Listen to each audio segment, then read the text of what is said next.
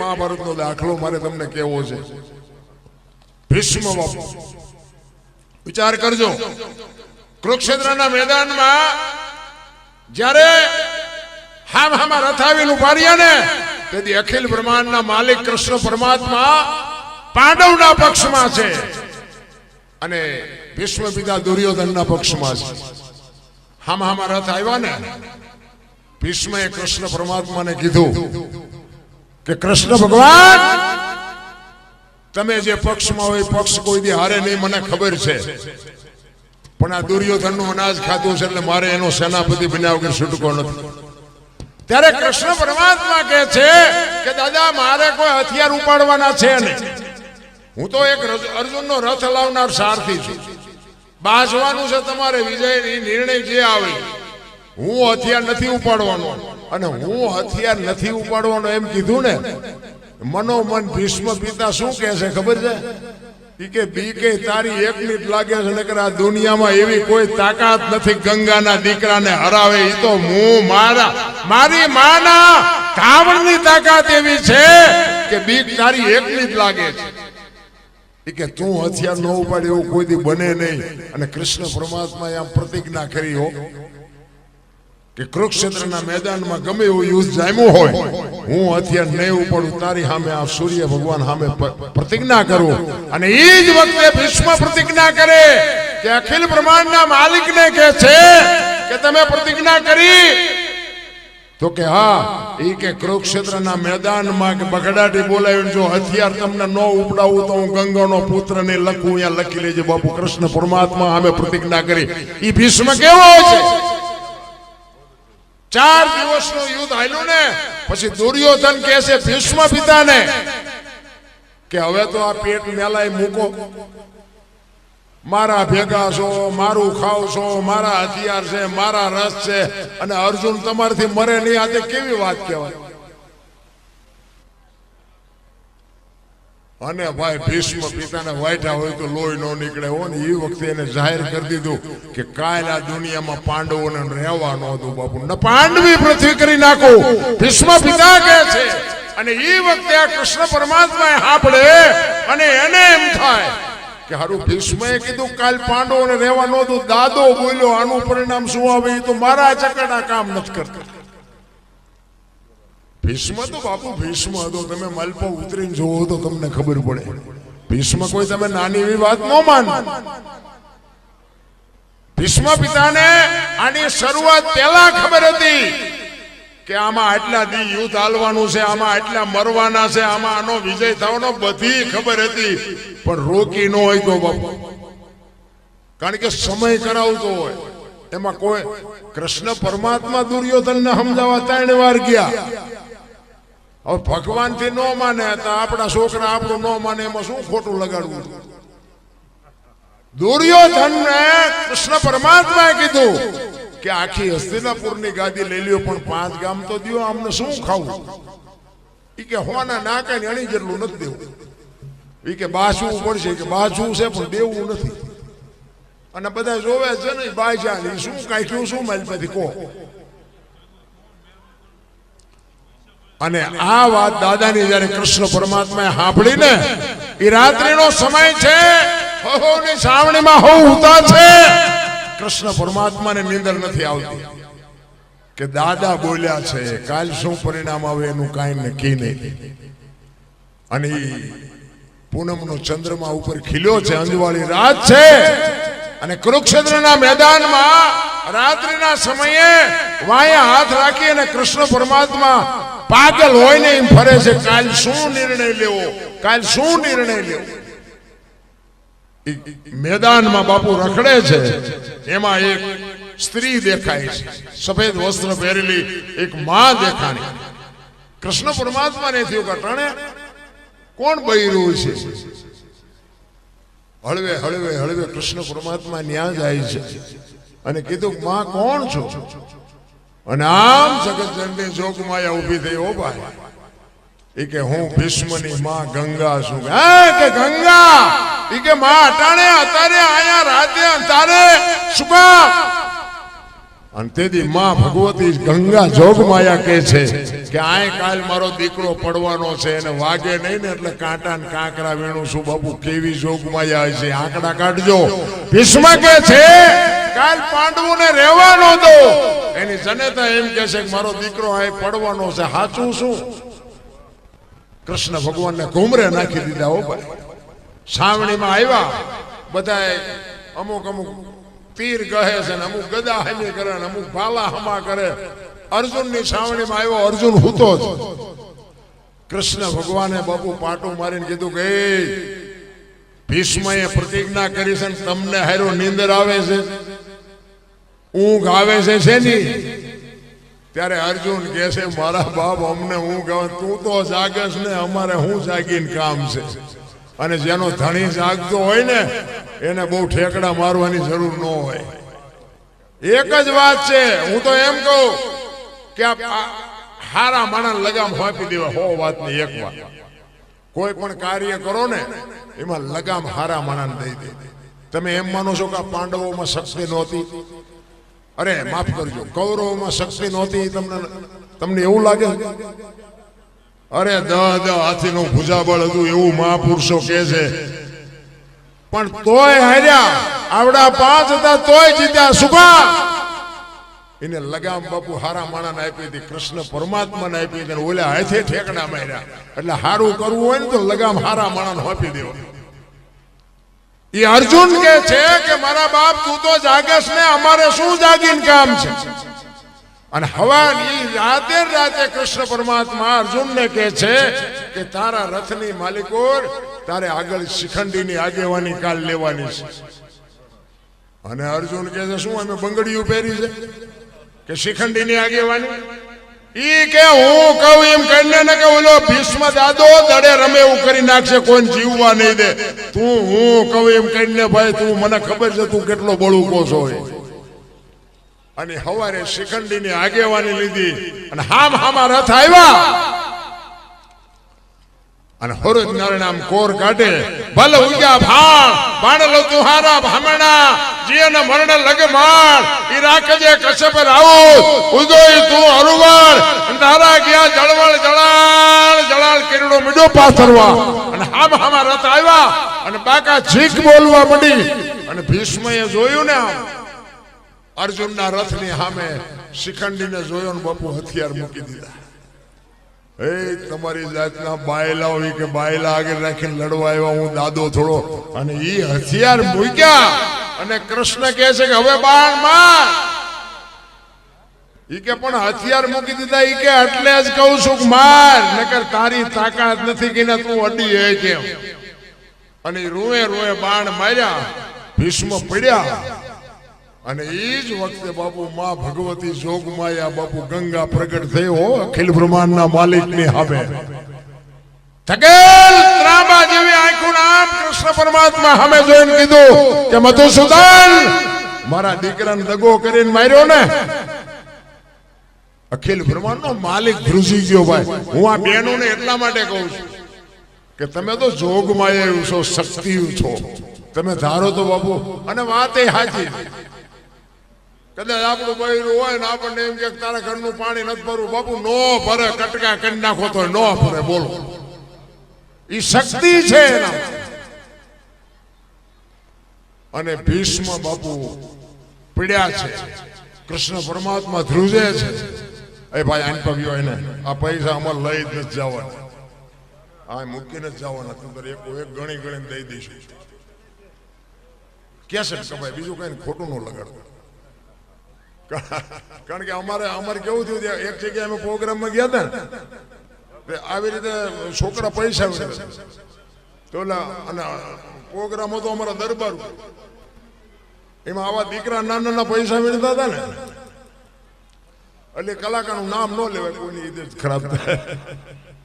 એ કલાકાર શું બોલ્યા ખબર હે? એ કહે ભાઈ આમને લઈ જાવ ને કે આ નડે છે, પિતૃ નડે. એ પિતૃ નડે એમ નડે છે એમ કીધું ને ભાઈ. અને 2-3 દરબારો અમારામાં બાપુ બહુ સમજીને બોલવું પડે. હજી ભલે જેનો રાજ હોય એનો રાજ અમારે નથી કરવું, પણ જે કરંટ અમારો હોય એ અમારો જે શેડો લાઈટ કરે ને એ તમારો એકદમ લાઈટ ન કરે. એ પિતૃ જેવું આ કીધા ને એ બે દરબારો આવ્યા. એ કે આમ એક બાજુ ખાઈ જા, તારું પેમેન્ટ હશે મળી જશે. કલાકારો ગણાય છે અને તને મારતા નથી, તારું પેમેન્ટ છે. આ છે ને અમારા કેલૈયા કુંવર છે, તને પિતૃ હોય છે. બાપુ બોલવા મેં હમણાં કીધું બાપુ સ્ટેજની મર્યાદાઓ. આ દીકરો છે ને એ તમારો દીકરો છે, મારો દીકરો છે, એવો વિવેક હોવો જોઈએ. હે દરબારો દીકરાને પિતૃ કે એ તો મને તો એમ થયું કે હજી ડાયા છે, માથે ચડીને બાપુ ફડાકા નાખે. કહેવાનો મારો મિનિંગ એ છે કે મારા છોકરા તમને વાલા ન હોય કે નહીં ભાઈ, કે મારા છોકરા જેવા હોય. મને તો મારા છોકરા વાલા જ હોય ને બાપુ. કોઈના છોકરાને બોલાતું જ નથી રહ્યા. અને બાપુ એને બોલવા ન દીધો. એ કે એ તો બે ચાર વડીલ હતા એટલે વળી પેમેન્ટ નું પૈતું ન કે ગેસ ના મારા જેવા પાસે કોક ની પાસે લેવા પડે. આ બધું સમજે ને. આ કઈ આમને કઈ એવું લેબલ નથી લાગ્યું તમે આ અમને સડાવી દીધા એટલે અમે ગમે એવું બોલી નાખ્યું અમારું હાલ્યું જાય. ના એવું કઈ આમને કઈ એવું લેબલ નથી લાગ્યું તમે આ અમને સડાવી દીધા એટલે અમે ગમે એવું બોલી નાખ્યું અમારું હાલ્યું જાય. ના એવું નથી. તમે કઈક અહીંયા આવ્યા છો ને કઈક સારું લેવા આવ્યા છો. તમે કલાકારોને બજેટ આપો છો ને એ કઈક સારું સાંભળવા તમે બજેટ આપો છો. અમને ખબર પડે છે બધું. પણ કહેવાનો મારો મિનિંગ અમુક ભાષા થોડીક અમારી કડવી હોય. કારણ કે શું છે કે નથી ઉતરતું એટલે કડવી વાપરવી પડે. નકર અમે એમ કહે છે બાબુ ભજન સિવાય આ દુનિયામાં જેનો ભજન છે એનું જ આ દુનિયામાં વજન છે. લખવું હોય તો લખી લેજો. બાકી કોઈ ઓળખતું નથી. બાકી પૈસાનો કોઈ પાર નથી. પૈસાથી બાપુ કઈ દુનિયા ઓળખે છે એ વાત નથી. કઈક માણસની ઇજ્જત હોવી જોઈએ, કઈક માણસનું નામ હોવું જોઈએ. મીઠપ ભરેલા માનવી જેથી જગ છોડીને જાય કાકા એની કાણ્યો ઘરે ઘરે મંડાય. બાપુ આ કવિઓને લખવું પડે કે હારો માણા હોય ને આપણી નાયતનો ન હોય, આપણા ગામનો ન હોય, પણ વયો જાય ને હૃદયમાં એક હબાકો આવે ઘરે માણા જેવો માણા વિયો ગયો ભલામણ. અરે આ જાનવર પૂજા, હળદીના ઘાટ ઉપર રાણા પ્રતાપનો ઘોડો પૂજાય, સતાધારમાં પાડો પૂજાય, દાદા મેકરનો કૂતરો ને ગધેડો પૂજાય, જમરાળામાં ભેંસ પૂજાય. આપણું પાડો છે હારું નથી બોલતા. બોલો કૂતરા ને ગધેડા કરતા બે જ નથી. અરે હું તો અહીંયા સુધીની વાત કરું કે રાતે 2 વાગે તમારા ઘરે આવો અને તમારી શેરીનું કૂતરું તમને જોઈને જો પૂંછડી ન પટપટાવે મરી જવાય. તમારું કૂતરું તમને નથી ઓળખતું. દુનિયા શું ઓળખે? ને કે આપણું કૂતરું આપણી શેરીનું આપણને ઓળખતું હોય. ઈ આમ નજર કરે અને પછી આમ જોઈને હુઈ જાય કે આ તો લુકેશ છે, એને જ્યાં બટકું રોટલો નાખ્યો પૂંછડી પટપટાવી. અને બાપુ જો પ્રેમ આપ્યો હોય ને ખંભા સુધી ઊભું થાય કૂતરું કે મારો ધણી આવ્યો. આટલી તો જાનવરને હાન છે ભલામણ. તમે હું તો માણા છે. એક બાપુ પડેલા માણાને ઉભા ન કરો ને તો કાંઈ નહીં, પણ ઉભા હોય ને પાડો નહીં તો હોય મારો નાશ ન જ કરે. પણ આપણે તો ચમ પસડે, આ ચમ પડે ઈ જ ગોતી. પડખે વાળો ઘર આપણા ઘર પડખે કોઈ ગાડી લાવ્યો હોય એનું ડીઝલ ન મળે એટલું તાનું લોહી પડે. આ ચાંચી લાવ્યો એટલે પણ કોઈના ખિસ્સા નથી કાઢી દે. આ પાડોશીમાં આવી ઇમરજન્સી જરૂર છે આપણને કામમાં આવશે. આમાં લોહી ક્યાં બાળવાની જરૂર નથી. પણ બાપુ કોઈનું સારું જોઈ જ નથી શકતા. પ્રેમથી રહ્યો, હાવ ભાવ દે. એક સુરદાસ આમ દીવો લઈને હેરો જાવ. એક કોક ડાયો માણા હામો મળ્યો કે તું તો સુરદાસ નથી. કે સુરદાસ વર્તાય છે કે ના? કે વર્તાતો નથી તો દીવો હું રાખ્યો? ઈ કે વર્તા ઈ મારી યાર ભટકાય નહીં તેમાં દીવો રાખ્યો. મને પસાડે છે, મને નથી વર્તાતું, પણ વર્તા ઈ મારી યાર ભટકાય છે. અને વાત એ સાચી નથી.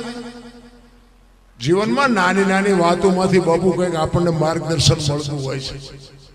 તમે શિક્ષક આપણો હોય ને નિશાળમાં ભણાવતો હોય ને એક જ બોર્ડમાં ભણાવતો હોય, પણ એમાં એન્જિનિયર એમાં હોય, ડોક્ટર એમાં હોય, વકીલ એમાં હોય, લુખો એમાં હોય, લફંગો એમાં હોય, આતંકવાદી એમાં હોય, અને રાજા ને મહારાજા ને બધા એમાં હોય. ઓલો તો એક જ બોર્ડમાં ભણાવે. તો આતંકવાદી એમાંથી આ મોદી સાહેબ આપણે અત્યારે વડાપ્રધાન છે. મોદી સાહેબ એકલા ને કોઈ ભણાવ્યા છે, એમના ભેગા બીજા નહીં ભણતા હોય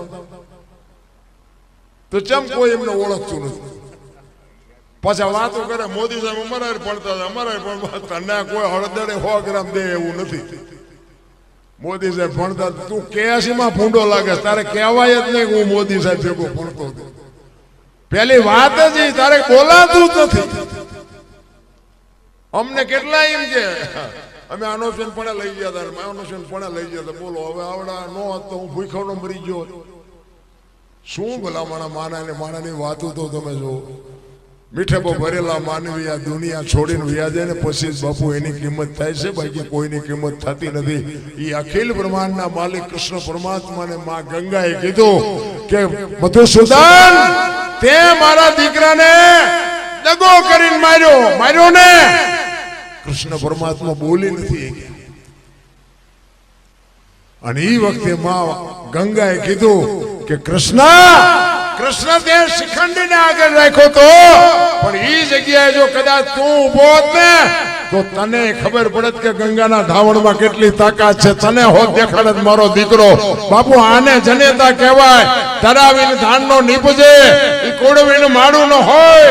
જેહળા ચકરા નીપજે જેની જનેતા હોથલ હોય. માને ખબર હોવી જોઈએ. છત્રપતિ શિવાજી મહારાજના જીજાબાઈના ઉદરમાં હતા ને તેથી માએ રામાયણ ને ગીતા પાઈ દીધી હતી. મારું દીકરો મને ભગવાન આપે દીકરી આપે મારું સંતાન કોઈ દી માય કાંગલું ન હોય. આની ખુમારી માને હોવી જોઈએ. પણ હવે મામાં ઠેકાણા ન હોય.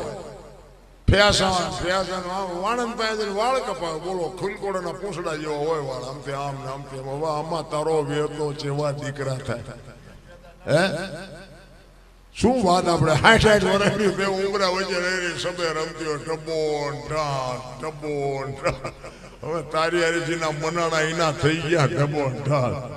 અરે બાપુ માં તો માં છે મારા રામ. મેં કીધું એમ જેટલા સફળ પુરુષો છે ને એમાં એક ભગવતીઓનો હાથ છે. એક જોગમાયાનો હાથ છે. લખી લેજો.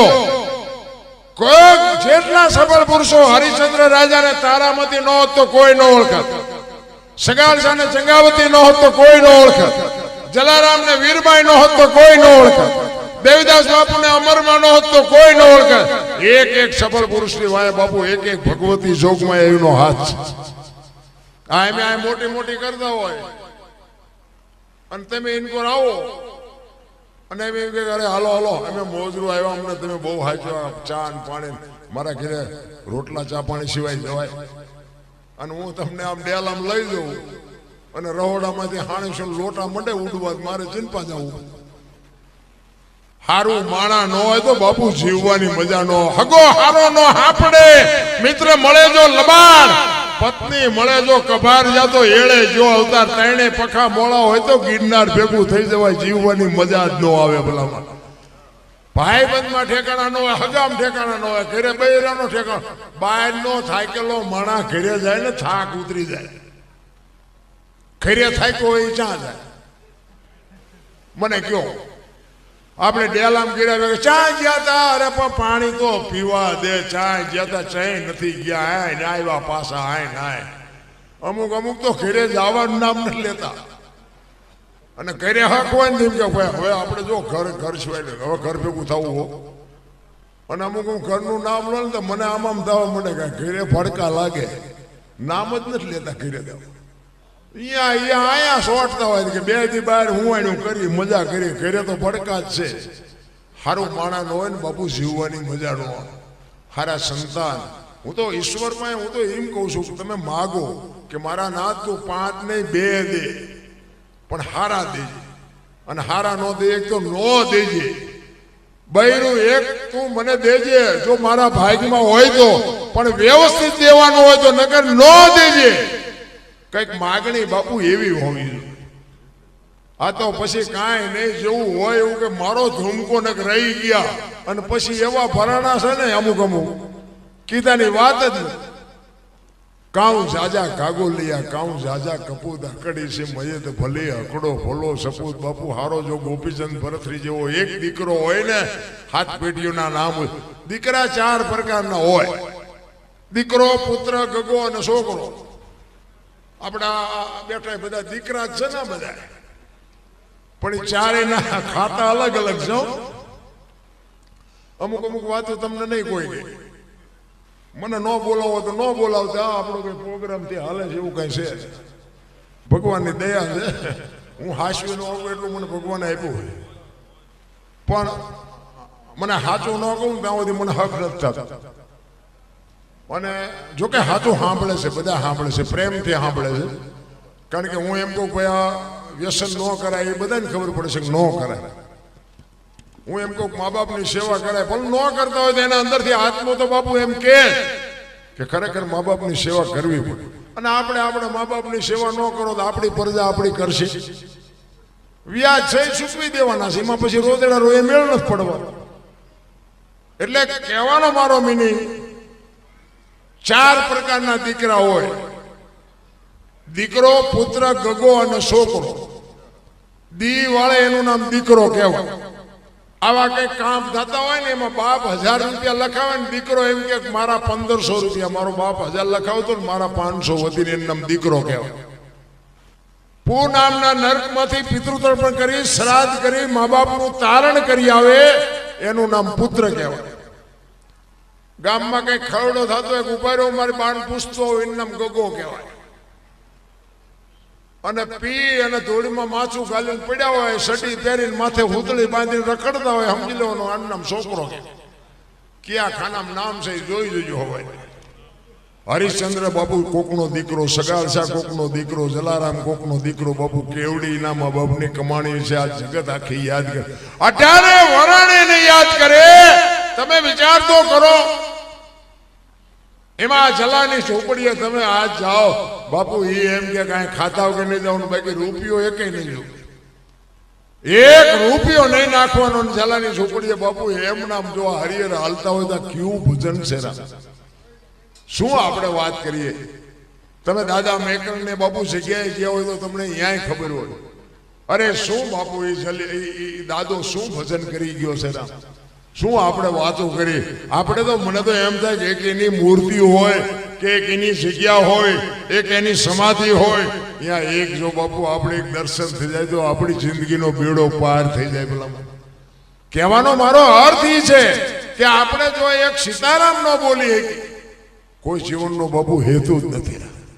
એટલા જ માટે બાપુ મહાપુરુષો કહે છે કે આ મફતમાં